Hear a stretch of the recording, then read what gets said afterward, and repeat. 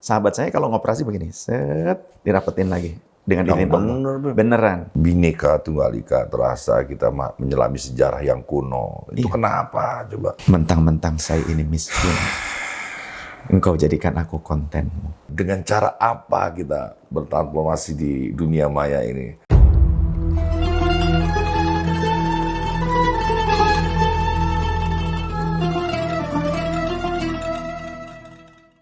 Assalamualaikum warahmatullahi wabarakatuh. Waalaikumsalam. Segala puji bagi Allah, Tuhan semesta alam. Beliaulah yang menciptakan kita sehingga kita berjumpa di dalam channel Rumi Cafe Jakarta, dan kita bisa belajar ilmu agama bisa di dalam rumah saja ya. Dan salam salawat kita panjatkan kepada Nabi besar kita Nabi Muhammad sallallahu alaihi wasallam beserta keluarga dan para sahabatnya. Insya Allah kita diberikan surga yang terbaik, surga di pangkuan Allah ya, begitu dekat tanpa jarak dengan sang teladan. Kita bisa mencium tangannya, menatap cahaya di atas cahaya. Amin ya rabbal alamin.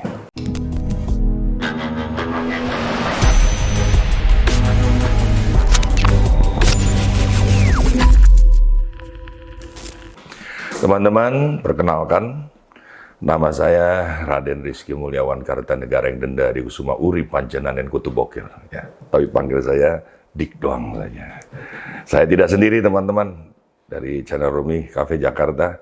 Saya punya seorang sahabat lama sebenarnya, tapi sekarang dia menjadi guru saya. Ingatannya tajam dan kuat sekali. Waktu itu 2008 saya berjumpa dengan Syekh Maulana Hisham Kabani. Saya tidak tahu dia siapa. Saya terpanggil oleh cahayanya saja. Lalu saya duduk bersanding dengan beliau. Saya tanya, beliau itu siapa? Dia menjelaskannya, Masya Allah. Sekarang saya duduk berdampingan, tapi tidak lagi di bawah ubin, tapi di atas bangku. Ya. Karena hari ini kita akan membahas masalah yang luar biasa. Temanya milenial. Milenial itu singkatan. Ya. Ini dari channel Rumi yang bikin singkatannya. Mukmin, intelek, dan nasionalis. Kita bersama dengan guru kita, Syed Saif Alwi. Assalamualaikum. Waalaikumsalam warahmatullahi wabarakatuh. Masya Allah, saya percaya ternyata Al-Quran itu, siapa yang menghafizkan Al-Quran itu ingatannya jadi kuat. Saya sendiri nyaris lupa itu kalau tidak diingatkan. Luar biasa. Boleh saya mencium tangan? Masya Allah, Masya Allah, Masya Allah. Teman-teman, jangan cuma nonton di channel-channel YouTube ya. Kalian juga harus punya guru ya. Karena mungkin YouTube tuh bisa mengajarkan Anda tentang agama, tapi belum tuh bisa mengantarkannya. Apa kabar? Alhamdulillah. Aku mau Syed aja. Baik, silahkan apa saja. Bebas. Dengan sahabat apapun.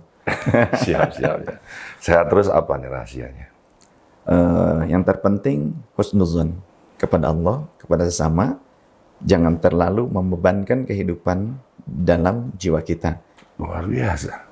Iya, di masa pandemi ini yang obat paling pertama itu jangan berprasangka buruk kepada Allah ya. Iya. Agar kita seolah-olah akan kena virus corona ya. Iya. Karena kata Rasulullah juga, nahnu biqadri abdi, itu sebetulnya ungkapan Allah dalam hadits qudsi. Kata Allah, aku tergantung prasangka hambaku kepadaku. Sugesti itu penting sekali. Luar biasa. Iya, termasuk ijabahnya doa di dalam kitab Jawharul Ilma'ah, asyartul ula fi ijabati doa taqunu. Syarat pertama di ijabahnya doa, keyakinan. Jadi keyakinan kita harus kuat kepada Allah. Ketika kita kepada investor saja harus punya keyakinan, apalagi kepada Allah Ta'ala. Benar teman-teman, tadi kita makan bareng, terus minum ya seperti air yang kita beli di sembarang tempat.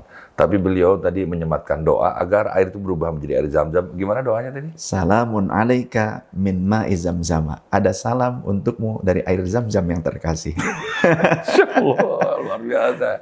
Ini belum masuk tema udah dapat ilmu ya. Air adalah alat perekam doa yang paling canggih di atas muka bumi. Sampai Profesor Masaru Emoto itu membuat sebuah penelitian bersama Isibasi Matsusida dan teman-teman yang lain. Salah satu wakilnya itu atau asistennya itu orang Tasik ternyata. Ya, kebetulan jadi asisten dosen ketika di Jepang. Nah, sampai-sampai penelitian itu meneliti khusus tentang air di berbagai negara.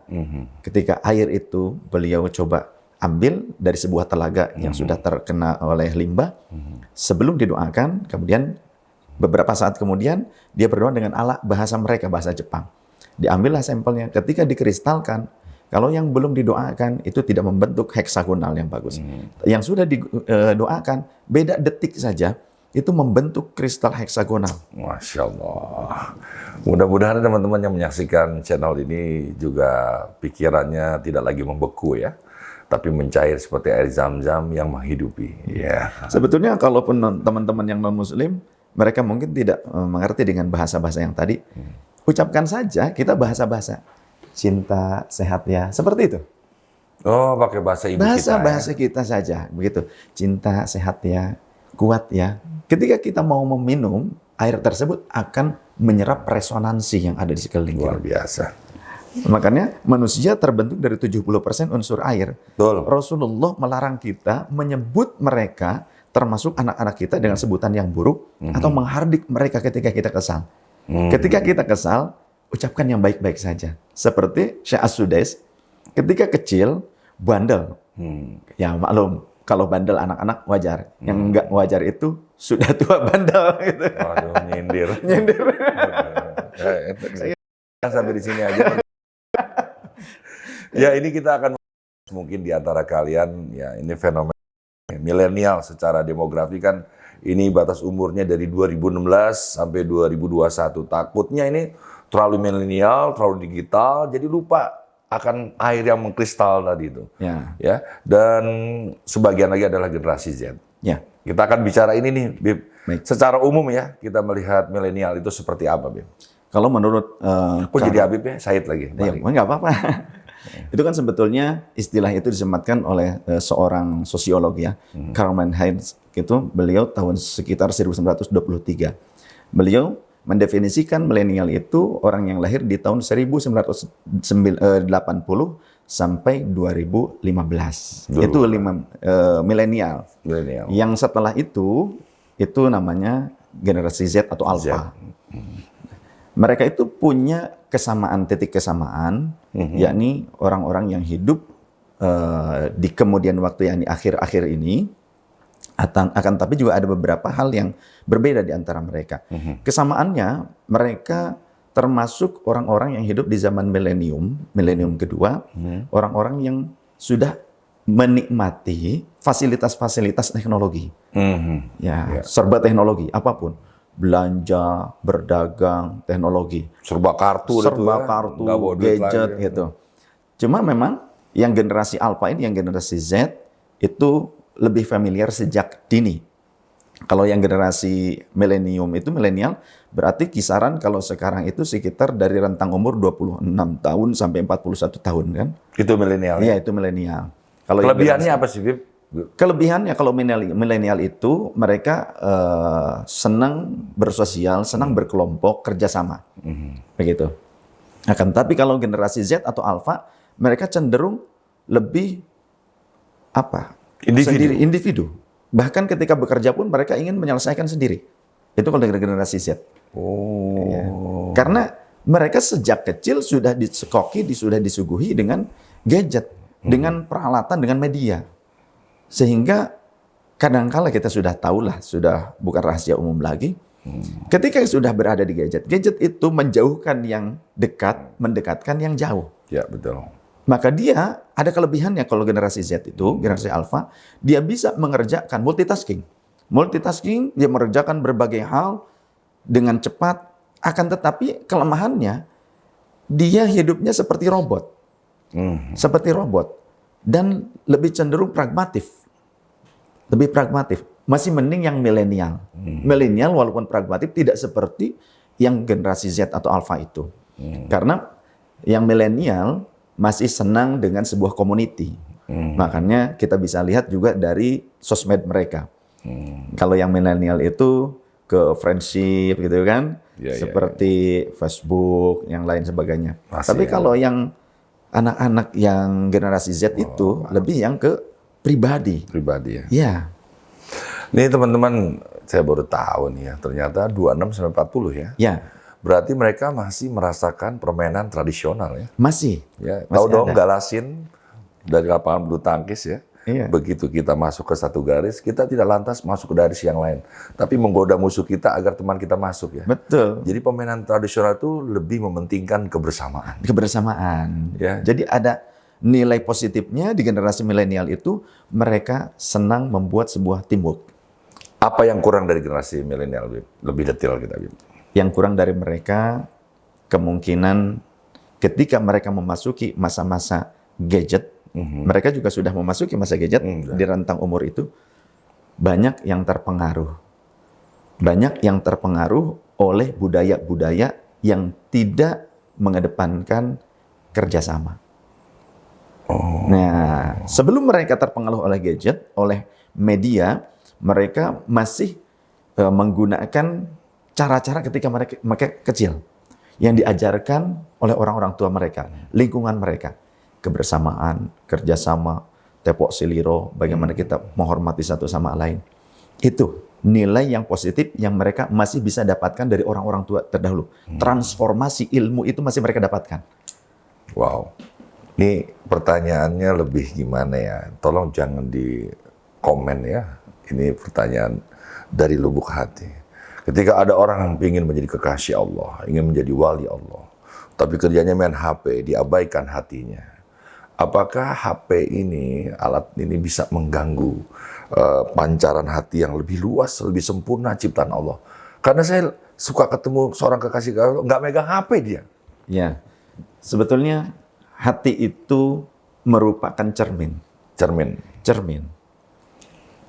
Kan kazujajah, bagaikan cermin. Seringkali manusia bisa berubah hatinya ketika melihat kenyataan lingkungannya di depannya. Makanya kata Rasulullah, almar'u ala dini khalilihi. Seseorang itu bisa terpengaruh oleh kualitas keimanan lingkungannya, community yang dimaksud. Sahabat dekat, keluarga. Falyanzur ila may yukhalilu. Maka perhatikan siapa yang menjadi teman dekatnya. Jadi hati itu bisa berubah. Hati itu bisa berubah. Oleh karenanya, seringkali manusia berubah kolbunya itu berawal dari pandangan mata. Makanya ada istilah dari pandangan mata turun ke hati. Jadi mata ini seringkali mempengaruhi.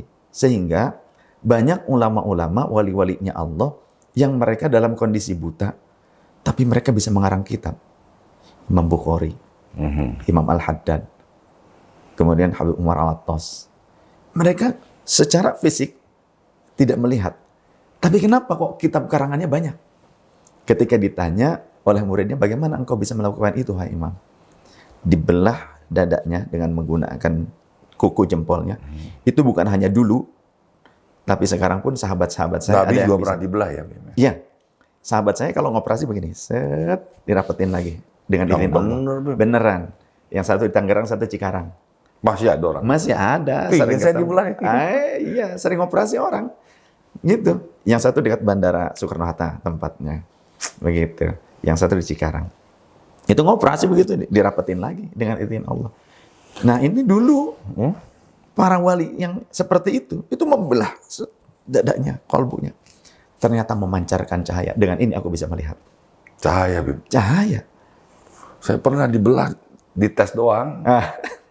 Keluar kupon. Bib. Makanya saya nggak mau belah di dada, lebih berantakan lagi. Lotre, isi segala macam, pemujaan, berhala-berhala. Sebetulnya bukan karena gadgetnya, Om Dik. Jadi tergantung bagaimana kita menyikapi segala ujian yang Allah berikan kepada kita. Apapun, bukan hanya gadget, uang, istri, anak. Kalau kita tidak mengaplikasikan titipan Allah itu dengan baik, tujuan utamanya lupa. Tujuan utama itu kan Allah Ta'ala. Karena dia yang telah memberikan fasilitas itu kepada kita. Andai pun ponsel, gadget, IT, apa semuanya, kita gunakan untuk hal yang baik, mencari kebenaran. Dan tetap jangan lupa kita harus punya guru. Gitu. Maka itu cuma fasilitas. Terimalah saya jadi. Wah, bisa aja. Itu cuma fasilitas seperti buku kan sebetulnya. Dan buku itu di jendela dunia. Maka gadget, ponsel itu juga jendela dunia. Tapi tergantung bagaimana yang kita baca. Apa yang kita saksikan. Iya. Jadi apa ya? Istri tadi, anak, termasuk HP itu perselingkuhan kita dengan Allah ya. Jadi tepat juga beliau mengatakan harus bijaksana menggunakannya. Paling tidak seimbang lah ya. Ya, seimbang. Karena Allah tidak pernah meminta kita seluruhnya apa yang fasilitas Allah berikan kepada kita untuk tujuan akhirat. Tidak seperti itu semuanya. Wabtaghi fima atakallahu ad-darul akhirata wa la tansa nasibaka minad dunya wa ahsin kama ahsanallahu ilaik. Tujuan utamanya jelas, karena kehidupan yang lebih panjang adalah akhirat. Gunakan segala macam yang kami berikan kepada engkau sebagai jembatan bekal untuk kehidupan akhirat. Cakep. Tapi jangan lupakan kehidupanmu di dunia. Masya Allah. Saya pernah di broadcast dari anak-anak Rumi itu. Nah, Kalau pemain bola, main bola nggak ada yang bawa HP. ya, Makanya mainnya konsentrasi. betul. Tapi begitu sholat, HP masih masjid. dikantongin, masih dibawa ya. Gimana tuh Bibi? Yang saya khawatir pas ruku rakaat kedua di WhatsApp sama ceweknya gitu.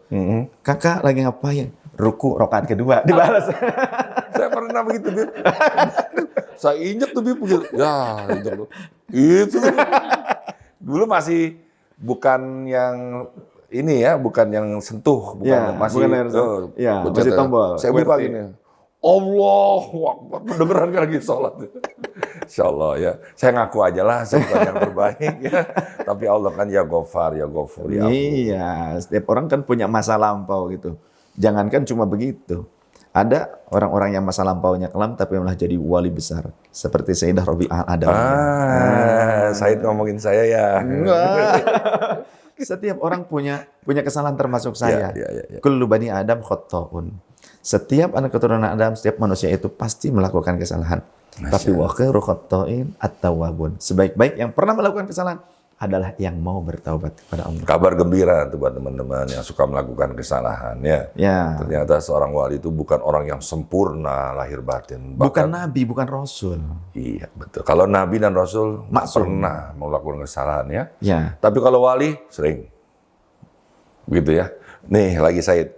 Mukmin banyak Ya. di atas muka bumi ini. Di Indonesia apalagi yang mengaku mukmin luar biasa. Ya. Terus intelektual juga banyak. Lihatlah di layar kaca itu. Dialog-dialognya kelihatan cerdas banget. Kayak dia lebih pintar dari yang memimpin beliau. Terus juga nasionalis juga banyak. Tapi ini yang menggabungkan ini seperti Syed ya. Jarang ya Syed ya. Mungkin ada sebetulnya, cuma mungkin tidak muncul di publik ataupun kita yang belum kenal dengan mereka. Saya yakin setiap generasi ada orang-orang terpilih dari Allah Subhanahu wa taala. Namun memang perlunya ada ukhuwah. Adanya silaturahim. Silaturahim. Ya, sehebat apapun kalau per orang tidak ada persatuan, maka hancur. lumpuh. Enggak, soalnya kalau udah belajar agama, politik nggak penting. Begitu, Yud. Jangan begitu. Justru kalau orang-orang yang mengerti tentang hukum Allah, tentang tujuan kebijaksanaan, yakni orang-orang yang dekat dengan Allah, Ya. mereka tidak terjun di pemerintahan. Lantas nanti yang akan memerintah itu siapa? Tuh. Al-Imam Abi Hasan Asyadzili, perlente. Kalau istilah sekarang, jamnya Rolex, gitu kan? Borju lah ya. Borju, gitu. Kereta kudanya itu bertahtakan permata dan emas. Wah, Rolls Royce lah. Oh, Rolex, seperti itu. Dan beliau itu pakaiannya bagus-bagus. Pakaiannya bagus-bagus. Bermerek branded. Sase lah ya. Ya. Dan branded. Dan beliau itu menjadi penasehat raja. Wow. Jadi one team press, kurang lebih seperti itu. Ada seorang wali yang mengutus santrinya untuk datang khidmat beberapa saat kepada Al-Imam Abi Hasan Asyadzili. Beliau itu ya dikenal orang kaya, perlente. Kemudian kata sang guru yang di pesantren, yang di pedalam, yang di kampung, ke muridnya, kamu khidmat kepada beliau, dan setelah beberapa waktu kemudian nanti kamu pulang, sebelum pulang mintakan nasihat kepada beliau untukku, kata sang kiai. Beliau khidmat ceritanya, udah berangkat khidmat. Bingung tuh santri melihat kok ulama seperti ini, seolah-olah hubud dunia. Perlente pakaiannya, megah, kaya, mewah, dekat dengan penguasa pula, gitu. Lantas karena tetap dia menuruti perintah guru, ya ikuti terus. Terakhir pas mau pulang, beliau coba mendekat kepada Imam Abi Hasan Asyadzili, bertanya, dan sowan mau pulang, minta izin mau pulang, tapi ada permintaan dari gurunya, jika mau pulang, mohon nasihat apa dari Tuan Guru untuk kiainya. Kata Imam Abi Hasan Asyadzili, sampaikan kepada gurumu, jangan mikirin dunia terus. Makin bingung tuh santri. Gurunya zuhud, pakaian aja tidak punya banyak. Kehidupannya, makanannya. Nasihatnya begitu. Sedangkan yang terlihat secara zahir, yang bergumul dengan dunia itu Imam Abi Hasan Asyadzili. Nah, kenapa kok nasihat kepada gurunya jangan mikirin dunia terus? Apa nggak kebalik ini gitu? Tapi karena manut kepada guru, ya sudah diterima saja.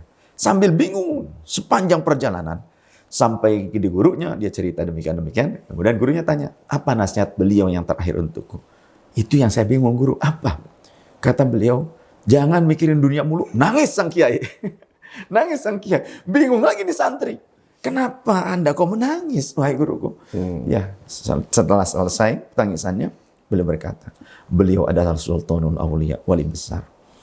Walau Allah memberikan limpahan dunia kepada beliau, beliau dekat dengan penguasa, tapi beliau tidak berada di bawah penguasa. Beliau sebagai penasihat penguasa. Andaikan para penguasa tidak didekati oleh beliau, maka siapa yang akan mendekati mereka? Pasti mungkin para penjahat-penjahat yang bisa menekan rakyat. Begitu. Kemudian harta pada diri beliau itu pada genggamannya, tidak ada pada kalbunya. Sedangkan aku, mungkin kau melihat aku dalam keadaan zuhud, tapi aku sering berpikir apa yang harus aku berikan, makan, fasilitas untuk keluarga. Dalam tuh. Jadikan dunia ada pada genggamanmu, jangan ada di lubuk kalbumu. Luar biasa sih. Jangan sampai air hanya ada di gelas. Kita minum dulu ya. Siap. Bismillahirrahmanirrahim. Ini produknya Rumi Cafe. Ada kopi, ada teh tea, luar biasa. Teman-teman Rumi Cafe Jakarta juga nonton ini bisa di-pause dulu, bisa santai ya. Jangan sampai Anda nonton terus ketiduran terus nggak ada manfaatnya gitu. Ini kalau buat milenial, kan tadi kan selain menekankan silaturahim dengan 3 kekuatan tadi, mukmin, intelektual, nasional, harus bagaimana dia startnya? Belajar, apapun karena ilmu. Saya suka itu. Ya, siapa yang ingin sukses di dunia, kata Rasul, maka dia harus mendapatkan ilmunya. Siapa yang ingin sukses akhiratnya, ilmu akhirat dia harus mumpuni. Siapa yang ingin sukses dunia dan akhirat, ilmu tentang dunia dan akhirat dua-duanya harus dia genggam. Ilmu ya? Ilmu. Apapun berawal dari ilmu. Ya, karena masalahnya tuh orang berilmu tuh udah merasa berilmu, nggak mau belajar lagi. Satu juga itu masalah tersendiri itu. Biasanya yang begitu belajarnya tidak kepada guru, tidak talaki. Tapi kepada Maulana Syekh Google radhiyallahu anhu. Ketawanya orang beriman. Satu gigi palsunya copot. Begitu. Karena ilmu mungkin, kalau kita mau memperluas ilmu, broadcast di internet, mungkin bisa pintar. Ilmu banyak tersebar di situ. Tapi adab dan keberkahan tidak akan kita pernah dapatkan dari internet. Iya, teman-teman mesti tahu siapa guru itu ya. Guru itu adalah orang yang paling diridhoi oleh Allah Subhanahu wa taala. Kakinya berpijak di belahan bumi manapun Allah ridho bersama dia. Bayangin kalau ridhonya ada dalam genggamannya. Kenapa diridhoi? Karena dia memiliki ilmu yang bermanfaat bagi dirinya. Ilmunya mau diamalkan pada orang lain dan insya Allah karena ilmunya itu semakin mendekatkan dirinya kepada Allah. Iya, karena kalau kita berguru, punya mursyid, beliau tidak hanya mentransfer ilmu, tapi mencontohkan. Karena kalau kita mempelajari hanya sebatas tekstual, bisa salah. Kata Imam Ma'ruf Al-Ghurhi, man ja'ala kitabahu syaikhan faqad kathura ghalatuh. Siapa yang menjadikan buku bacaannya sebagai gurunya, pasti banyak salahnya. Dan itu nyata. Jadi, ketika kita membaca sebuah teks dalam sebuah kitab, kalau salah, kalau tidak punya guru, itu bisa salah. Seperti contoh, dalam Al-Quran saja. Banyak orang sekarang yang belajar dari internet kemudian merasa paling benar, paling pintar, dan menyalah-nyalahkan ulama. Dia mengutip sebuah ayat. wa allaisa lil insan illa ma sa'a. Setiap manusia tidak akan mendapatkan reward apapun kecuali apa yang telah dilakukannya. Jadi hadiah pahala dari orang lain yang menghadiahkan bacaan Al-Fatihah, sholawat, doa, sedekah tidak sampai katanya. Ayatnya memang ada dalam Al-Quran. Dia kutip ayat itu, tapi salah faham. Kalau istilah Sunda punten-punten, jika monyet ngagugulung kelapa. Seperti kera yang terus memutar-mutar kelapa, tidak tahu isinya. Tidak bisa sampai saripatinya. Yes. Ya, cuma diputar-putar saja kelapa, digelondong-gelondongin saja. Kelapanya tahu seperti itu, kelapa itu betul buah kelapa. Tapi dia tidak akan pernah merasakan rasanya saripati air kelapa tersebut. Nah, begitu pula dalam belajar. Jadi ketika kita belajar harus dengan guru.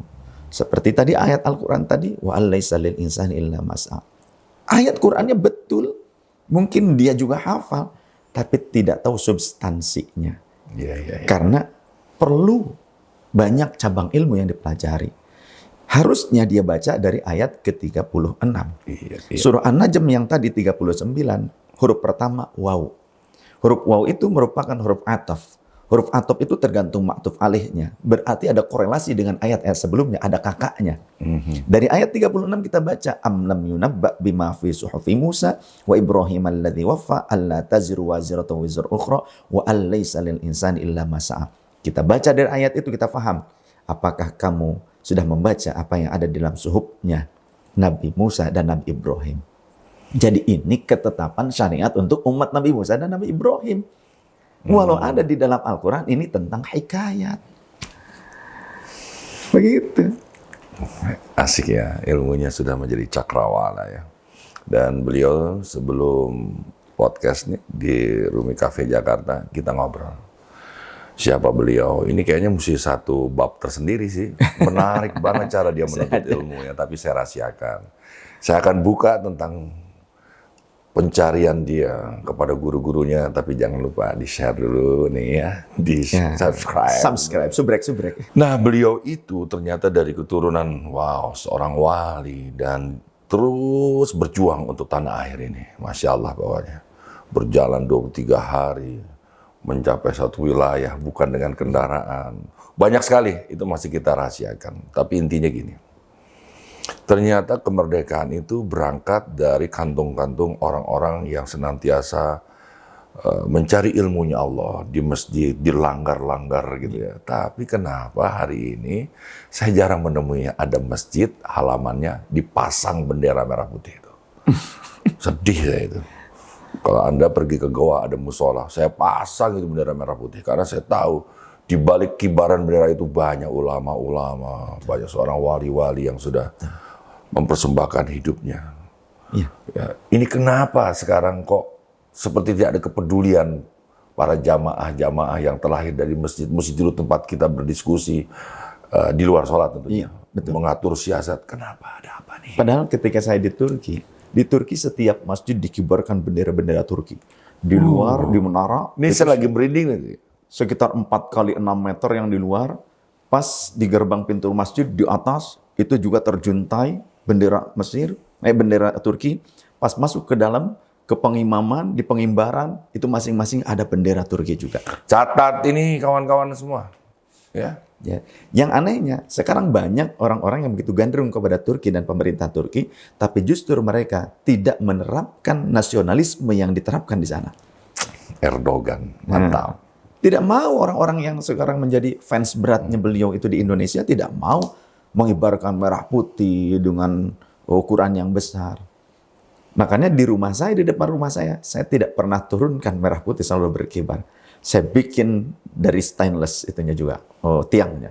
Oh, yang belum melengkapi rumahnya. Ini sengaja supaya baju merah, beliau pakai baju putih. Ya. Tinggal dikerek aja. Udah luntur, Pak. Merahnya sering dicuci, sering dipakai. Di majelis juga begitu. Di majelis selalu terpampang itu merah putih. Mengelilingi majelis juga. Jadi omongan saya ini nggak berlaku buat saya. Kenapa? Yang lain-lain masjid itu kadang-kadang, aduh kenapa ya begini Justru ini harus disampaikan. Supaya mereka sadar. Silakan. Nasionalisme itu tidak bertentangan dengan ajaran agama. Rasulullah SAW berkata, andaikan wahai engkau Mekah, andaikan pendudukmu tidak mengusirku, aku tidak akan pergi meninggalkanmu. Itu artinya, kata para mufassir hadis, ahli hadis, muhaddits, menyatakan Rasulullah begitu mencintai tanah kelahirannya.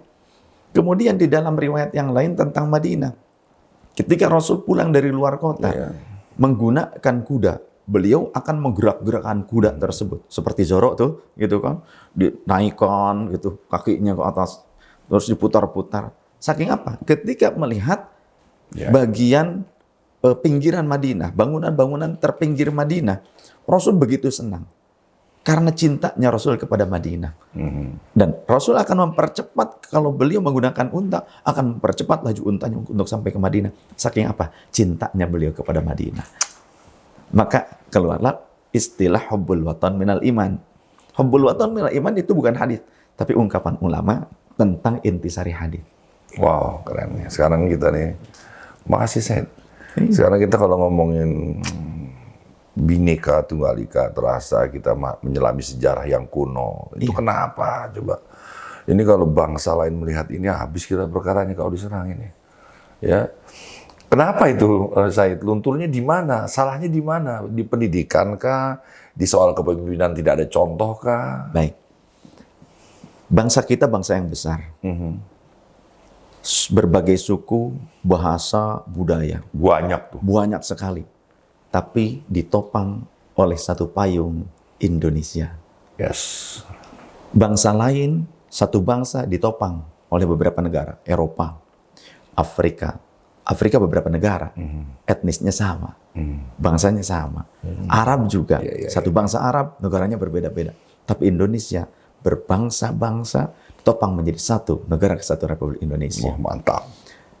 Indonesia letaknya geografisnya luar biasa. Dan Indonesia sudah diketahui kekayaan alamnya oleh orang-orang asing. Sejak zaman dulu Indonesia ini menggiurkan bagaikan putri dari kahyangan. Sangat menggiurkan Indonesia ini. Seperti gadis yang berkilauan, kulitnya, matanya yang indah. Dengan menggunakan perhiasan-perhiasan. Itulah Indonesia. Sehingga ini akan menjadi perebutan. Manuskrip kuno banyak diambil oleh para penjajah, oleh bangsa lain. Sehingga mereka justru malah lebih tahu tentang detail apa yang terkandung di Indonesia ini. Dan itu mereka inginkan. Letak geografis mereka memungkinkan mereka hanya produktif di beberapa musim saja. Iya, betul. Indonesia sepanjang tahun bisa produktif. Iya, iya. Sehingga dulu kalau kita membaca sejarah, mereka para penjajah itu mencari kekuatan pangan dari Indonesia.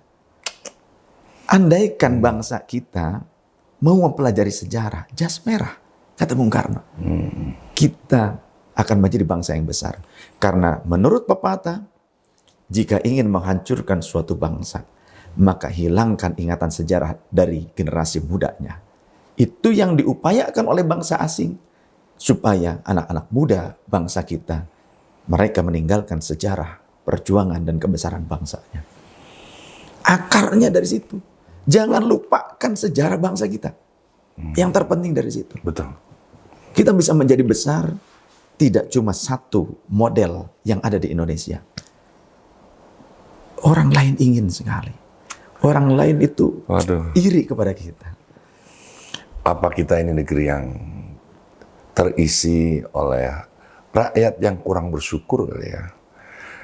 Kita itu luasnya samudra kita ini bisa memeluk Eropa ya. Betul. Garis pantainya kalau ditarik benang lurus nomor 2 dari Kanada. Ikan-ikan yang hidup di Atlantis kalau terseret bertelur ke laut Australia, begitu hidup di karang-karang kita. Yang ngambil bendera Indonesia, tapi kapal-kapal asing. Negeri yang besar semuanya punya pelaut-pelaut. Spanyol, Vasco da Gama. Inggris, Columbus. Cina, Panglima Cheho. Coba sekarang channel Rumi. Teruskan lagu saya ini. Nenek moyangku. Coba. Seorang pelaut. Nah, pertanyaannya siapa pelaut itu? Sebutin. Bingung kan? Iya. Jadi nenek moyang kita bukan pelaut, itu kakek kita. Nenek kita penenun-penenun sebagai tanda-tanda kalau kita pergi ke wilayah-wilayah, kita menemukan kearifan lokal yang beda-beda tenunannya ya. Tapi kita coba ingin naik kelas. Kita ingin tanya dengan Syahid, apa itu Muslim, apa itu mukmin? Baik. Muslim dulu ya. Muslim. Oke. Muslim itu orang yang menyatakan kepasrahan diri kepada Allah Oke. dan memenuhi semua rukun Islamnya. Oke, itu Muslim. Itu Muslim. Tapi mukmin lebih daripada Muslim. Apa lebihnya? Kalau Muslim asal memenuhi rukun Islam tadi walaupun maksiat, jadi lahiriah. Yes. Itu lahiriah. Itu disebut Muslim. Muslim. Makanya ada istilah Muslim asi, Muslim yang bermaksiat. Tapi mukmin, Muslim asal syahadat, dia bisa masuk jadi Islam dari non Muslim, ya, sholat, puasa, zakat, ibadah haji, Muslim.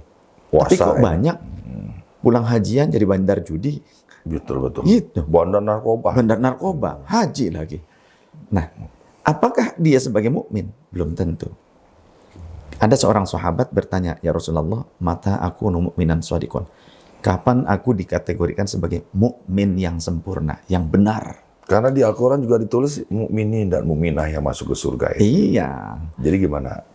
Rasul menjawab, idza ahbabtallah. Jika engkau mencintai Allah, engkau mukmin yang benar. Tapi nggak cukup di situ, dia masih penasaran. Mata uhibbullah. Kapan aku bisa dikategorikan telah mencintai Allah? Kata Rasul, idza ahbabta rasulah. Jika engkau mencintai Rasulnya Allah. Tanya lagi, mata uhibbu rasulah. Kapan aku dikategorikan mencintai Rasulnya Allah? Idza ahbabta bihubbih. Jika engkau mencintai apa yang dicintai oleh Rasul. Wa abghadta bibughdih. Dan membenci apa yang dibenci Rasul. Wa taba'ta tariqatahu. Dan mengikuti tariqahnya, jalan kehidupannya Rasul. Wasta'malta sunnatahu. Dan mengamalkan teladan Rasul sallallahu alaihi wasallam. Itu sebagai mukmin yang benar. Jadi bukan hanya pengamalan dari rukun Islam tadi, tapi bagaimana menjiwai. Contoh sholat. Kalau Rasul sholat senang, makanya kata Rasul, qurratu aini fis sholat. Kebahagiaanku ada ketika sholat. Tapi kalau kita sholat merasa beban. Kalau mukmin sholatnya merasa nikmat. Muslim masih sebagai sebuah beban kewajiban Itu tuh untuknya. udah barometer tersendiri ya. Kita bisa mengukur ya. Iya, makanya kalaupun seorang Muslim dia meninggalkan sholat tapi masih merasa itu adalah dosa, sholat itu wajib, dia tidak dikatakan kafir, tapi Muslim asi, Muslim yang berdosa, masih Muslim, gitu. Tapi dikatakan mukmin, walaupun dia sholat belum tentu mukmin. Iya.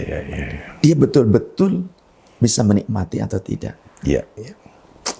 Jelas ya teman-teman ya. Kadang-kadang Muslim ini hanya sekedar menggugurkan kewajiban-kewajiban saja. Iya. Kadang sekarang sodakoh juga begitu. Iya. Nyari jempolers gitu kan. Nah, padahal kalau memang kita seorang mukmin, sodakoh itu benar-benar ingin berbagi rasa. Bagaimana nikmatnya kita membahagiakan orang lain seperti Om Dik. Membuat orang lain berbahagia. Masya Allah. Itu doa ya. Iya. Mudah-mudahan saya bisa begitu ya. Dan Amin. saya merasakan seperti itu. Walaupun kita jarang berjumpa, saya melihat mungkin di media sesekali. Sekarang bahagia nggak nih Said ketemu Dik doang? Oh, bahagia sekali dong. Ya Allah, ya Karim. Apalagi ada hubungan antara Cirebon, Kesultanan Cirebon dengan Wah, Galuh. Masya Allah. Kita ini ada jalur ke atas gitu. Jalur ya. di atas. Pakai topi kita kayak begini ya, jalur ke atas. Jangan tertipu teman-teman, ini cuma sebuah penampilan, kita lagi ngelakon aja ya. Ya. Tapi doakan, ya kita saling mendoakan. Dan tadi sedekah itu, orang yang berbuat baik itu, menolong orang itu, sesungguhnya dirinya sedang butuh pertolongan Allah ya. Ya. Jadi kita terima kasih kepada yang mau menerima pertolongan kita ya. Ya. Jadi jangan hanya kita jadikan sebuah konten. Gitu kan? Sekarang banyak yang seperti itu. Jangan hanya kita gunakan. Bukan saya yang ngomong ya. Jangan itu jadikan sebuah konten. Karena pada dasarnya kalau dibalik, bagaimana kalau kita menjadi orang yang diminta untuk menerima pemberian itu, tapi dijadikan konten, sakit hati. Mentang-mentang saya ini miskin, engkau jadikan aku kontenmu. Kamu cuma memberi segini, tapi yang kau raup dari orang lain, sekian banyaknya. Ya, intinya jangan sampai kebenaranmu menjadi pembenaran dirimu ya. Baik bagi kamu belum tentu baik bagi orang lain. Terserah kamu lah. Pokoknya kita udah bahas ini. Definisi intelek sekarang. Intelek. Kenapa orang disebut intelek? Itu penting juga. Baik. Definisi intelek menurut saya orang yang mendapatkan transferring ilmu yang valid. Orang jadi hidupnya nggak pernah hoak ya? Ya, karena orang kalau ternyata dia mengaku berilmu tapi tidak punya validitas ilmu itu sendiri, itu menjadi hoax, menjadi kebohongan, kedustaan, bahkan atas nama agama. Sehingga tak jarang orang menggunakan dalil agama justru untuk membalut perkara yang batil. Ini ada sebuah ungkapan ironi, sebetulnya bukan ajaran, tapi ironi dari seorang ulama besar di abad ke-5 Hijriah, Imam Ibn Rushdi. Idza aradta an tatahakkama fil jahili fa'alika an taghlifa kulla batilin bi khilafi diniyyin. Jika engkau ingin memonopoli orang-orang bodoh, maka balutlah segala perkara yang batil dengan dalil agama. Dulu mereka berebut kekuasaan di zaman itu menggunakan dalil agama. Itu zaman dulu loh. Ya. Abad ke-5 Hijriah. Bener juga ya. Jadi intelek itu orang yang diberikan pengetahuan yang valid, karena telinga masuk di kanan, jangan abaikan yang di kiri. Kalau dua-duanya udah masuk dan dua-duanya menabuh genderang, ada telinga di kolbu kita ini. Iya. Jadi kalau orang punya ilmu dengan validitas ilmu yang jelas, bahasa kitanya sanad ilmu. Itu tidak akan ngaco. Antara perbandingannya antara orang yang punya validitas ilmu, kompetensi ilmu, dengan orang yang memang sama-sama berilmu tapi ternyata tidak punya validitas ilmu. Mungkin yang tidak punya validitas ilmu ini, dia akan mendapatkan ilmu-ilmu yang baru. Tapi tidak seperti yang punya validitas ilmu. Dia akan lebih mudah mendapatkan jalan-jalan menuju penemuan-penemuan baru itu. Dan ada jalurnya. Istilahnya pipanya jelas gitu loh. Jelas ya. Pipanya jelas. Benang merahnya. Benang merahnya jelas. Dan seorang guru itu, mursyid itu ibaratkan orang yang membabat alas. Membuat jalan untuk kita murid-muridnya. Sehingga ketika pun kita menemukan kebuntuan karena gurunya wafat, belum sampai kepada yang dituju, kita tinggal melanjutkan. Itu kita akan sampai pada sebuah paradise. Tapi kalau orang yang ini, dia berupaya kemana-mana, habis waktunya, dia akan menemukan hal-hal yang baru, tapi ternyata tidak sampai paradise itu. Tidak sampai mengantarkan ke sana ya. Iya. Tapi pribadi seorang milenial, Said, berkaitan dengan tadi, seperti apa dia komposisinya? Milenial itu memang anak-anak yang, bukan anak-anak, sekarang juga sudah ada yang 41, berarti kan? Adalah orang-orang yang memang punya jiwa challenge. Ya. Dia itu serba ingin tahu. Serba ingin tahu. Mereka cenderung terus ingin menggali informasi, terlebih bagi orang yang rentang umurnya sudah memasuki masa milenial kedua, di mana dunia informasi itu sudah di mana-mana. Nah, ada sisi positif dan negatif yang tadi seperti saya sebutkan di awal, di mana ada kinerja yang baik untuk kaum milenial ini. Mereka masih senang dengan bekerja sama, membangun teamwork, silaturahim, memberikan kesempatan kepada orang lain karena dia sadar belum tentu semuanya dia mampu untuk melakukannya. Tapi juga di sisi lain, ketika mereka sudah memasuki masa-masa IT, itu kan zaman-zaman gadget, zaman seperti itu, banyak yang tidak disaring oleh mereka. Main makannya ya. Betul, banyak yang tidak disaring oleh mereka. Dan kemalasan. Itu yang saya sangat sesalkan, kemalasan itu. Karena gini, apapun tentang urusan dunia atau apapun, banyak tercatat dalam sejarah. Orang miskin bisa jadi kaya, banyak. Orang lemah jadi kuat, banyak. Orang biasa jadi sukses, banyak. Tapi tidak ada orang malas jadi sukses, jadi pinter, jadi benar. Itu yang dibilang dalam hadis kali ya. Orang ada dua hal yang dia menyesali. Tentang waktu dan nikmat sehat ya. Betul. Itu. Apa bunyinya ya, saya lupa. Jadi dua hal yang memang sering dilupakan oleh manusia. Yakni kesehatan dan kesempatan. Banyak sekarang orang yang tujuannya selalu orientasinya dunia.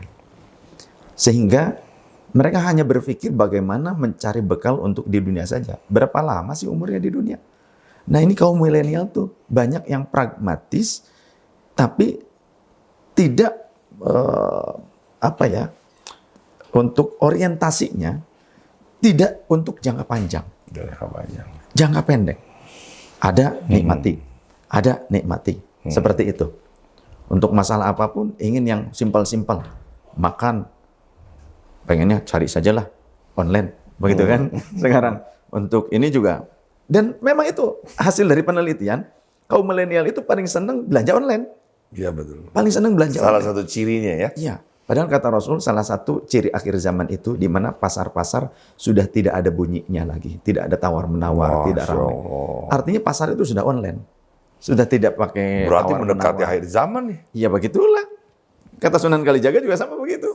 Itu ada di dalam hadis sebetulnya tentang asyaratus sa'ah. Padahal andaikan kita mau datang, ada silaturahim. Barangkali ternyata masih ada hubungan kerabat, gitu kan? Betul. Itu. Kita jangan sampai mati obor. Betul. Di situ. Ternyata kejadian juga ya. Kejadian. Oke, generasi sekarang milenial hingga Z ini kan haus informasi. Betul. Orangnya juga apa ya istilahnya? Detail, terus pendekatannya juga ilmiah, selalu apa logikanya, selalu pintar. Tapi yang kurang nih, Said, jangan berkedengaran sama mereka. Adab, betul. Gimana Said tentang adab milenial ini, anak-anak sekarang ini? Ya itulah, ketika mereka ingin belajar agama pragmatis, itu kan, ingin yang simpel-simpel saja, sudah. Akhirnya, yang seperti saya sampaikan, belajar tanpa berguru, tanpa talaki. Mungkin akan mendapatkan pengetahuan, tapi tidak ada transfer adab dan keberkahan. Al-adabu fawqal ilmi, kata Rasul. Adab itu di atas ilmu. Sepintar apapun seseorang, seluas apapun cakrawala ilmunya, tanpa adab, dia akan menjadi rendah nilainya di mata orang lain, terlebih di mata Allah Ta'ala. Tapi orang bodoh sekalipun punya adab akan dihormati oleh orang lain dan Allah suka. Jadi adab yang paling utama. Sehingga para ulama itu mengajarkan terlebih dahulu adalah adab. Sehingga Imam Abu Hanifah berkata, sebelum aku belajar hadis, sebelum aku belajar fikih, sebelum aku belajar tafsir, 20 tahun lamanya aku mempelajari adab terlebih dahulu. Adab 20 tahun dipelajari. Karena bagaimana kita bisa mendapatkan ilmu yang bermanfaat sehingga berkah. Berkah itu hikmah. Berkah ilmu merupakan hikmah. Hikmah itu rahasia. Artinya penemuan-penemuan baru tentang pemahaman-pemahaman dari sumber ilmu itu akan didapatkan ketika ilmunya berkah. Dan bisa terus mengajarkan kepada orang lain dan mengarahkan, menjadi guidance kepada orang lain untuk mendapatkan kebaikan-kebaikan yang lain.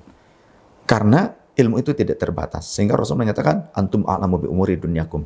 Kalian lebih tahu tentang urusan dunia kalian. Nah, dari keberkahan itulah yang diawali dengan adab. Adab. Dan ketika kita sudah mendapatkan penemuan-penemuan baru yang sehingga membuat kita sukses, orang yang punya adab bersyukur, berbagi. Dia tidak akan menjadi congkak. Berbeda dengan orang yang tanpa adab. Ketika ilmunya mengantarkan dia pada sebuah penemuan, kesuksesan duniawi, dia menjadi congkak, menjadi sombong, menjadi mafia, menekan orang lain, memprovokasi orang lain, memonopoli orang lain. Itu yang ada. Adab penting supaya kita tahu jati diri kita. Man arafa nafsahu faqad arafa rabbah. Siapa yang kenal dengan dirinya sendiri, maka dia akan kenal dengan Tuhannya. Sudah kenal belum kalian dengan diri kalian? Kenalilah siapa jati diri kalian. Ya itu pentingnya. Pohon jati itu mengenali tubuhnya. Dia sering diterpa oleh iklim pancaroba, musim kemarau berkepanjangan, musim penghujan yang tidak pernah selesai. Tapi dia tahu sadar akan dirinya. Ketika musim kemarau dilepaskan Menggugurkan daun-daunnya. daun-daunnya. Tapi begitu dibelah, keren sekali bentuknya ya. Ada wajah penderitaan yang justru mengilhami bentuk menjadi artistik ya. Betul. Dahsyat sekali ya. Artistik dahsyat sekali. Nah, dunia maya ini kan dunia kalian ya, milenial dan generasi Z ya. Apakah ini menjadi penghalang buat kalian untuk menapak di bumi ini, berguru kepada seorang guru? Gimana nih, Said?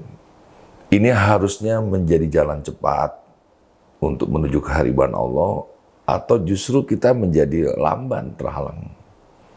Baik. Ada pepatah dari Al-Imam Abu Yazid Al-Bustami. Man lam yakun lahu syekhun fasyaikhu syaitanun. Siapa yang dalam mempelajari sebuah ilmu terlebih agama tanpa guru pembimbing, maka yang menjadi guru pembimbingnya adalah setan. Yes. Ya.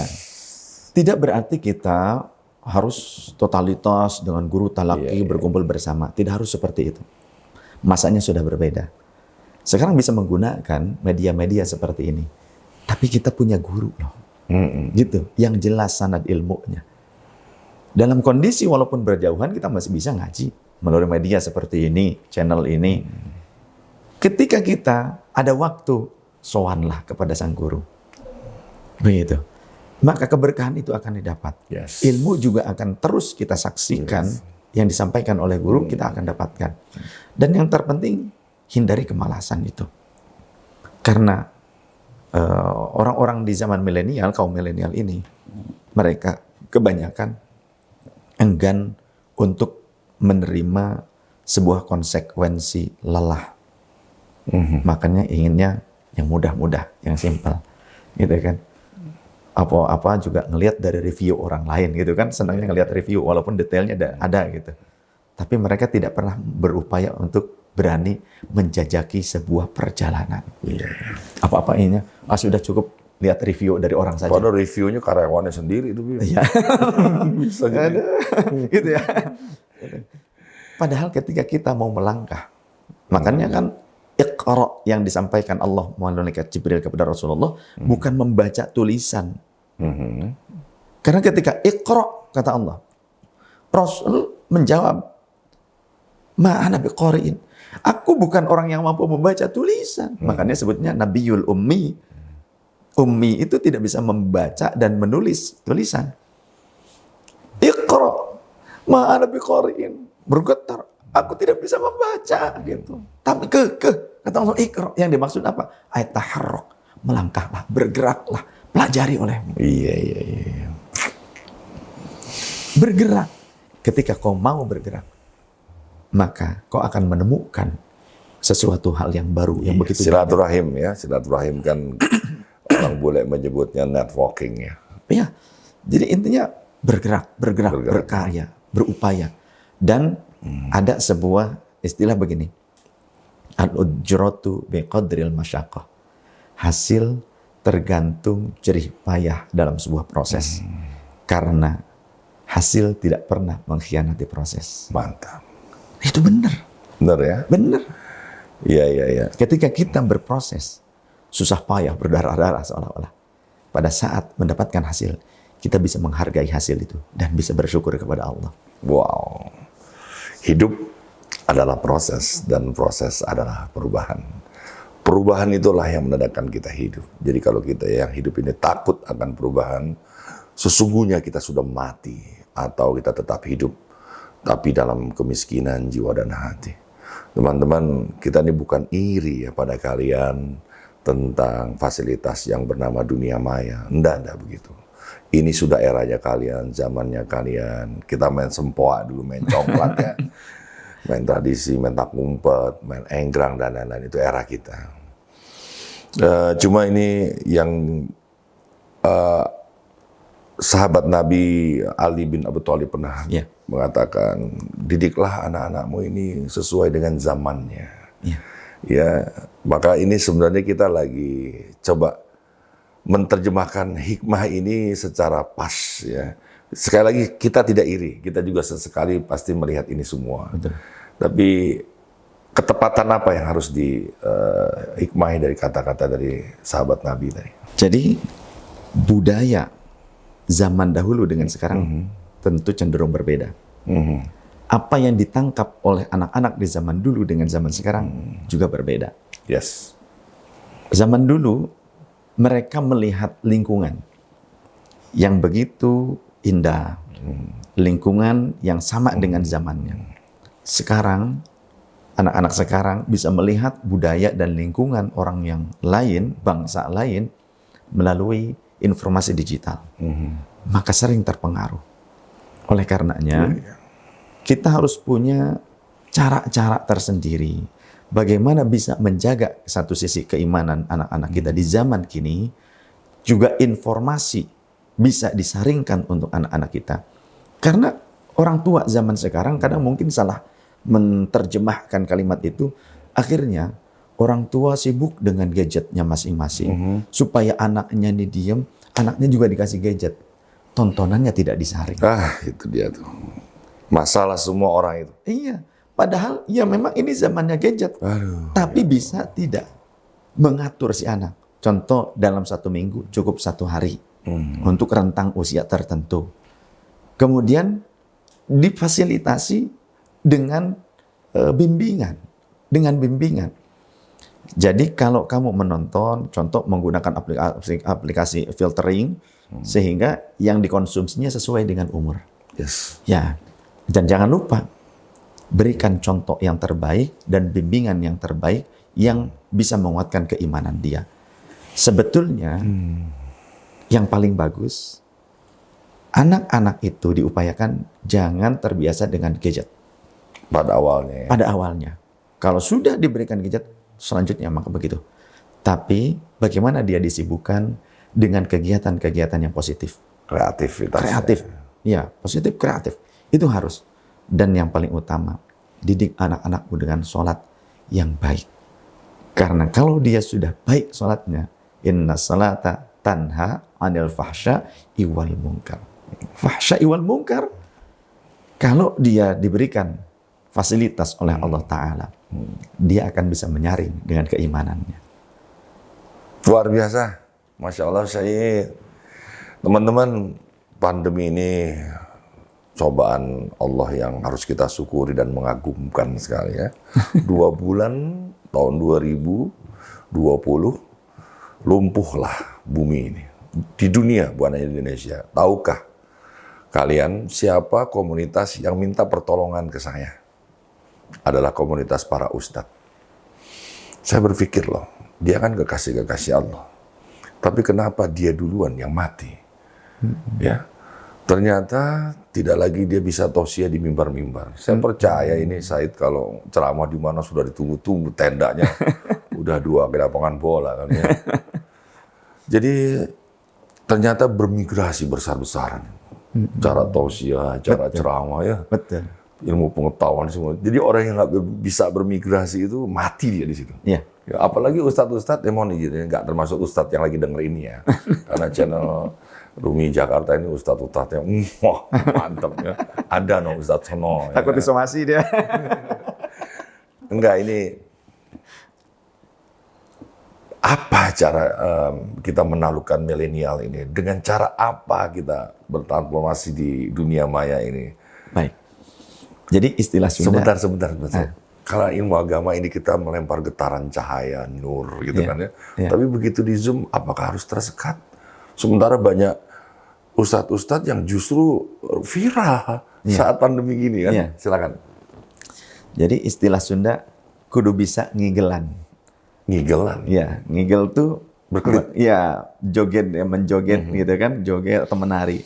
Gitu. Kalau ada musik, alunan musik gitu kan, dengan ritmenya berbeda, maka alunan tubuh pun mengikuti alunan musik, ritme musik. Lentur ya. Lentur. Jadi ada fleksibilitas. Kita sebagai seorang guru ngaji, dai, kita jangan menolak sunnatullah, kenyataan. Di mana sekarang masanya masa IT, masa dunia informasi digital. Zoom. Ya. Jadi jangan kita hindari itu. Karena ada fase-fase rentang usia tertentu, yakni kaum milenial dan kaum alfa itu, yang mereka cenderung lebih banyak ya, kebanyakannya mayoritas, mereka tidak mau susah payah untuk datang ke lokasi ngaji, untuk datang sowan kepada ulama, talaki kepada seorang asatid. Mereka cenderung ingin di rumah, di tempatnya masing-masing. Tapi masih ada kesempatan buat mereka untuk mendapatkan cahaya itu. Iya. Maka jangan pernah kita menolak tentang sunnatullah. Sunnatullah allati qad khalat min qabl wa lam tajid li sunnatillahi tabdila. Ini sudah menjadi ketetapan Allah Ta'ala. Maka apapun yang Allah berikan, itulah yang kata Rasul, antum a'lamu bi umuri dunyakum. Kalian lebih tahu tentang urusan dunia kalian. Hukum agamanya tidak berubah. Untuk fasilitas menyampaikannya bisa saja berbeda antara dulu dengan sekarang. Gunakan fasilitas ini pun, ini merupakan ketetapan Allah Ta'ala. Jangan anti dengan IT. Sebagaimana tadi, jangan anti dengan politik. Kita harus mengerti politik, walau tidak terjun langsung di politik praktis. Iya, cerita ini kan tentang 2020 ya, kaget kita semua ya. Jadi ustadz-ustadz itu sudah sadar. Alhamdulillah. Tadinya nggak mau ya? Tadinya nggak mau bersikeras, kita susah menjelaskan tentang maulid seperti apa gitu kan. Ya. Karena kalau tidak kita yang masuk, maka fasilitas ini akan digunakan oleh orang-orang yang menggunakan untuk keburukan. Tapi saya pernah loh punya teman, ayolah kita mendekat kepada Allah. Wah, enggak, ntar banyak cobaannya, gitu kan. Tapi kan beragama juga kita berarti tidak meninggalkan bergaul gitu ya. Iya. Dan beliau ini luar biasa ya. Pada awalnya saya kan sempat lihat sekali YouTube yang dikirim oleh Saudara Rumi sendiri untuk mempelajari beliau gitu. Saya pikir orangnya kaku gitu ya. Saya pikir juga orangnya tertib. Ternyata penuh dengan canda. Ya. Nah, kayaknya beliau ini bertuhannya sudah selesai ya. Sehingga artinya begini, kita masih mencari adab nggak sih? Pencarian Allah. Ya kan masih begitu. Kalau beliau ini kayaknya udah selesai gitu loh.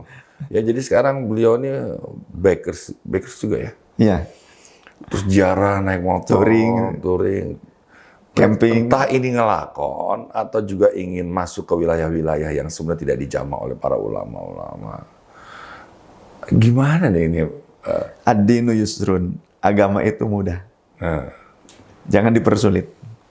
Yes. Ketika orang-orang lain yang belum mengenal agama dan mereka bisa mendapatkan cahaya agama, cahayanya Allah Ta'ala di pinggiran jalan, kenapa tidak kita memberikan cahaya itu kepada mereka? Apakah dengan memberikan cahaya kepada mereka kita akan menjadi hilang cahayanya? Tidak. Kita akan semakin banyak mendapatkan cahaya karena mereka adalah cermin. Kita pantulkan cahaya kita ke seluruh cermin yang ada. Mereka akan memantulkan cahaya itu kepada kita. Ya, yang belum selesai bertuhannya tuh suka ngapir-ngapirin orang. Kan mereka juga makhluk Allah kan? Mereka hamba Allah. Allah saja tidak pernah pilih-pilih ngasih rahmatnya. Sifat rahmannya Allah kepada siapapun, kamu iman kepada aku ataupun tidak, aku tetap kasih, kata Allah Ta'ala. Luar biasa ya Allah itu. Kita punya Tuhan yang maha hebat ya. Iya. Jadi kalau kita memang mau menjadi seorang mukmin yang benar, maka masukkan, resapi nilai-nilai asma'nya Allah itu. Sifat rahmannya apapun Allah. Itu ya. Apapun itu. Tapi bukan berarti malah menjadi algojo. Merasa, ini harus menegakkan kebenaran, menegakkan agama, malah jadi algojo. Ya, persekusi lah, apalah. Jangan seperti itu. Atau mengafir-ngafirkan orang lain. Bukan urusanmu itu. Bahkan Rasulullah pernah doa kunut 1 bulan tapi ditinggalkan. Sedangkan di kunut subuh, beliau sampai wafat tidak pernah meninggalkannya. Kunut apa? Pertanyaannya yang 1 bulan. Kalimatnya laknatan. Allahumma ji'al walida minal walid wa sama ibn al-syam. Allahumma al-ri'lana wa rihlana wa zakwana wa su'ayata asatin wa rasulah. Allahumma shdud wat ataka ila mudhar waj'alhu kasini Yusuf alaihissalam. Ya Allah, laknatlah kelompok ri'lan, zakwan, usayyah. Mereka telah menentang Allah dan Rasulnya. Dan dahsyatkanlah siksaanmu kepada kelompok Mudhar. Jadikan kehidupannya seperti tahun-tahun Nabi Yusuf dalam pembuangan. Oleh Allah ditegur Rasulullah. Laisa laka minal amri syai'un aw yatubu 'alaihim aw mu'adzibuhum fa innahum zalimun.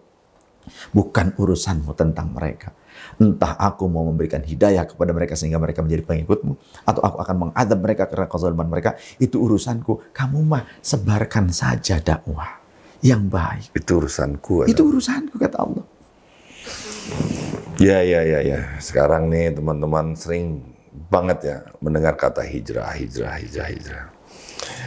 Hijrah sebuah hati itu indah lah ya. Tapi yang saya lihat di kenyataannya nih, hijrah ini jadi serem kalimatnya. Begitu baru hijrah, musik dibilang haram, ya kan ya. Musik itu kan keindahan. Ya. Yang haram itu, musik yang haram itu, suara sendoknya orang kaya yang terdengar oleh orang-orang miskin yang kelaparan. Itu musik yang haram tuh. Suara sendok dan garpunya orang-orang kaya. Dengar toh, ya, dengar. Coba diulang.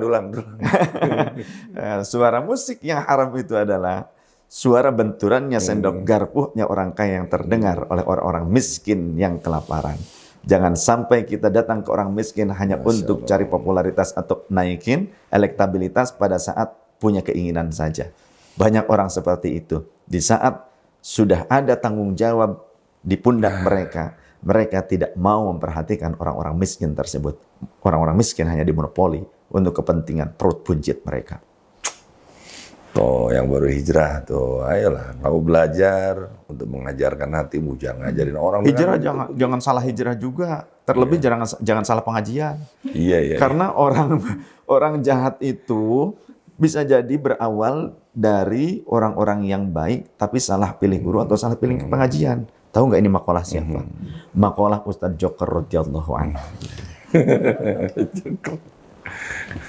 Iya, tolong ya channel ini dimasukin gambar silang lagi. Kreatif dikit lah sama editing, jangan monoton ya. Kita bicara tentang renungan di milenial ya. Kita nih harus dari inti semua yang kita omongin harus ada hikmah ya. Apa Syed? Yu'til hikmata man yasha wa man yu'tal hikmata faqad utiya khairan katsira wa ma yadhakkaru illa ulul albab, kata Allah. Wallahu rasulullah nabi makna. Allah akan memberikan limpahan hikmah. Hikmah itu rahasianya Allah kepada orang-orang yang Allah kehendaki. Dan siapa yang mendapatkan rahasia itu, dia telah mendapatkan anugerah yang sangat agung. Tapi ada kalimat wa ma yadhakkaru illa ulul albab. Dan tidak ada yang bisa mengambil pelajaran kecuali hanya orang-orang yang berakal sehat. Salam sehat. Masya Allah. Adem ya. Akal sehat gunakan. Jangan jadi zombie. Zombie seperti hidup. Padahal dia tertatih-tatih. Tapi syahwat nafsunya yang besar. Jihad. Gitu kan. Berjuang. Tapi nyeremin. Ngegigit orang. Menghisap darah orang. Ngejar orang lain. Karena akal sehatnya tidak digunakan. Padahal akal sehat kita merupakan salah satu anugerah terbesar dari Allah Ta'ala.